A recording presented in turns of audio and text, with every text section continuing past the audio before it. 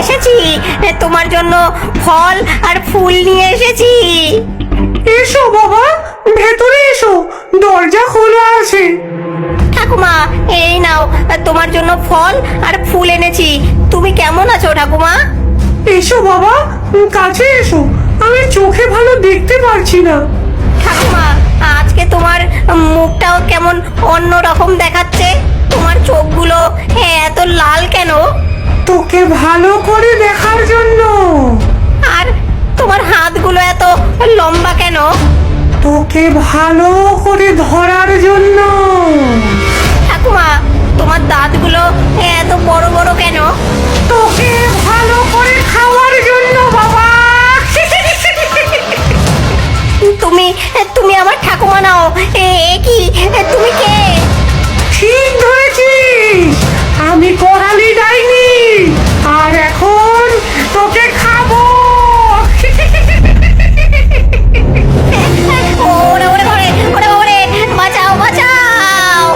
করালি ডাইনি লাল টুপিকে জোরে ধরে নেয়।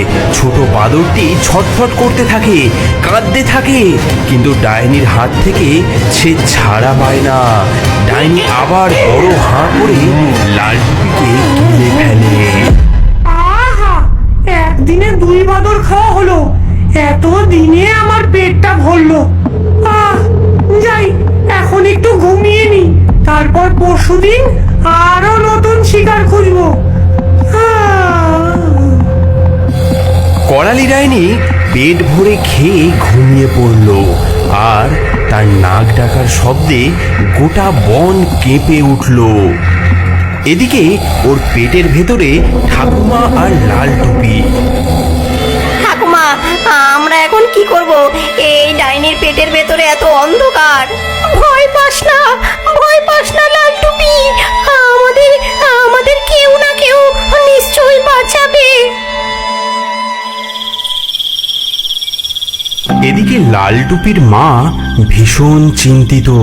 সন্ধ্যা হয়ে গেছে, কিন্তু তার ছেলে এখনো ফিরছে না। ঠাকুমার বাড়িতে যেতে এত সময় তো লাগার কথা নয়।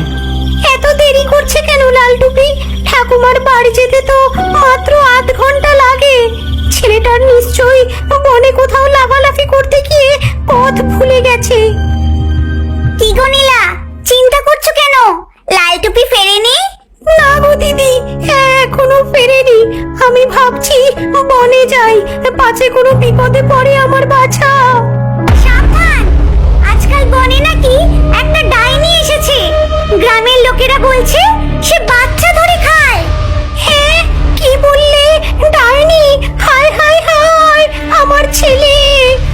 আমি আমি এখনই যাচ্ছি বনে। আমিও তোমার সাথে যাব। অন্ধকারে একা যাওয়া একদম ঠিক নয়। বাদর মা আর তার বান্ধবী দুজনে মিলে বনের রাস্তা ধরে ঠাকুমার বাড়ির দিকে রওনা দেয়। অনেকক্ষণ ধরে হাঁটার পর তারা ঠাকুমার বাড়িতে এসে পৌঁছায়। দরজায় টোকা দেয় নীলা। মা, দরজা খুলুন, আপনি কি বাড়িতে আছেন? লাল টুপি কি বাড়িতে এসেছিল আপনার কাছে? সেই সময় ডাইনির ঘুম ভেঙে যায়। সে ভাবে আবার বুঝি কোনো শিকার এসেছে। হ্যাঁ রে, ভেতরে আয়, লাল টুপি তো অনেকক্ষণ ধরে এখানেই আছে। এর গলাটা শুনছি কেমন অদ্ভুত, ঠাকুমার গলার সঙ্গে মিলছে না।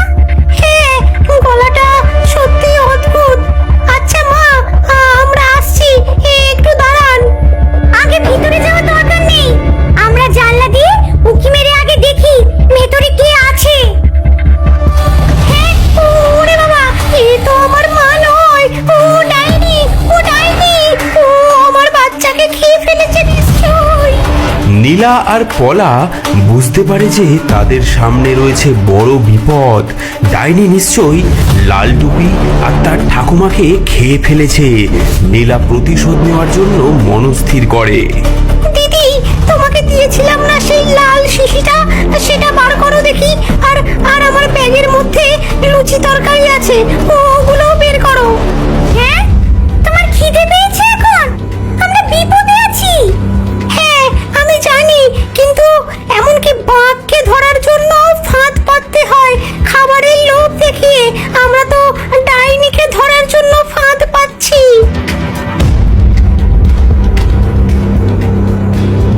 মা জাদুর ধুলো ছিটিয়ে দেয় খাবারে।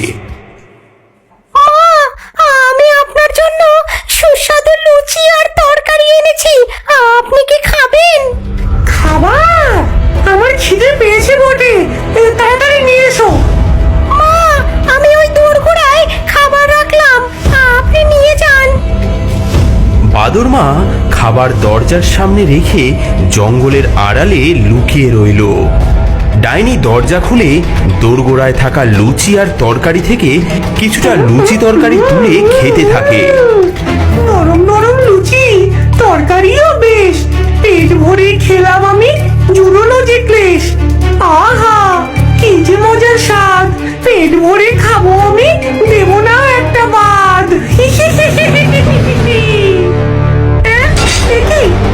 কি হচ্ছে? আমার গালে চোখ হচ্ছে। ওরে বাবারে, ওরে বাবা, এটা এটা আমার বাচ্চাকে খাওয়ার শাস্তি। তুই এতদিন যতগুলো প্রাণী খেয়েছিস, এবার সবাই এক এক করে তোর পেটের ভেতর থেকে বেরিয়ে আসবে। হ্যাঁ, কি হচ্ছে আমার সাথে? এটা কি করলি তুই? ওরে বাবারে, আমার পেটের ভেতর কি যেন নড়াচড়া করছে। ওরে বাবা, ওরে বাবা গো! দেখতে দেখতে ডাইনির পেট ফুলতে শুরু করলো। পেটে ব্যথা নিয়ে সে ঘরের মেঝেতে গড়াগড়ি খায়। জাদুর ধুলোর প্রভাবে তার পেট থেকে একে একে বেরিয়ে আসতে থাকে এক একটি প্রাণী, যাদেরকে গত কয়েক মাস ধরে ডাইনি খেয়েছিল। ওরে বাবা, ব্যথা ব্যথা, আমার পেট যে ফাটছে। ওরে বাবা গো! মা, মা তুমি এসেছো, তুমি আমাদের বাঁচালে মা।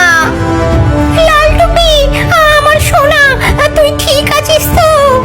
নীলা, তুই ঠিক সময়ে এসেছিস মা, এই ডাইনি আমাদেরকে গিলে খেয়ে ফেলেছিল। আমাকে ছেড়ে দাও আমাকে, আমি আর কাউকে খাবো না, দয়া করে আমাকে ছেড়ে দাও। না, তোর তোর রেহাই নেই, তুই বনের অনেক প্রাণীর ক্ষতি করেছিস। বাদর মা আরেকবার তার জাদুর ধুলো ডাইনির গায়ে ছিটিয়ে দেয় এবং সঙ্গে সঙ্গে ডাইনি একটি পুতুলে পরিণত হয়ে যায়। এই জাদু ধুলো তুমি পেলে কোথায়? এটা এটা আমার মায়ের কাছ থেকে পাওয়া। তিনি বলেছিলেন যখন তোর বাচ্চা বিপদে পড়বে তখন এটি ব্যবহার করিস, আর আজ সেটা কাজে লাগলো। ডাইনির কাছ থেকে বাঁচার পর লালটুপি আর কখনো বড়দের কথা অমান্য করেনি। প্রতি সপ্তাহে সে ঠাকুমার বাড়িতে বেড়াতে যায়, কিন্তু এখন সে সোজা পথেই যায় আর কারো কথায় কান দেয় না।